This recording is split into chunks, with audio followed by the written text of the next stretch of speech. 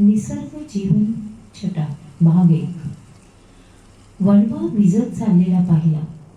अजून थोडे आगीचे निखारे पेट घेत होते. क्षणात आग थंड झाली, पण उरलेली राख खूप तापलेली. राख हवेने बाजूला होत थंड होत होती. अन हवेची झुळूक कानात हळूच सांगून गेली, धीर धर, थोडी अजून कळ सोस. आभाळी ढगांना मेघ गर्जना करत ये असे सांगून येते.